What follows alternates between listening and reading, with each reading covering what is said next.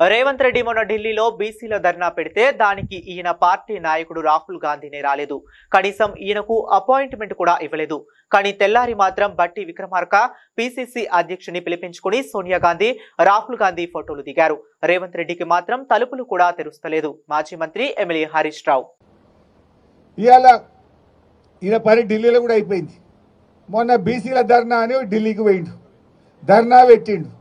ధర్నాకు రేవంత్ రెడ్డి ఏం చెప్పిండు? నేను రాహుల్ గాంధీని తోలుకొత్తా, ప్రధానమంత్రిని ఒప్పిస్తా, పార్లమెంట్లో బిల్లు పాస్ చేపిస్తా అని మాట్లాడిండు. కానీ ఢిల్లీ దాకా పోయినాక అర్థమైంది ఏంది? ఈయన పిలిస్తే రాహుల్ గాంధీ రాలే. ఈయన ధర్నా పెడితే ఈయన పార్టీ నాయకుడు రాహుల్ గాంధీ ఢిల్లీలో ఉండి ధర్నాకు రాలే, అపాయింట్మెంట్ కూడా ఇయ్యలే ఈయనకు. లాస్ట్కి ఈయన వాపస్ వచ్చిండు. ఈయన వచ్చినాక తెల్లారి మాత్రం మిగతా పీసీసీ అధ్యక్షుడు, ఉప ముఖ్యమంత్రిని అందరినీ పిలిచి సోనియా గాంధీ ఫోటోలు దిగింది, రాహుల్ గాంధీ ఫోటోలు దిగింది. రేవంత్ రెడ్డికి మాత్రం తలుపులు బంద్ పెడుతున్నారు. ఈయనని కలుస్తలేరు, వాళ్ళని పిలిచి ఫోటోలు దిగింది తప్ప ఈయన పిలిస్తే ధర్నాకు రాలే, ఈయన కలుస్తారంటే తలుపులు తెరవలే. ఇది ఇలా రేవంత్ రెడ్డి పరిస్థితి అయిపోయింది.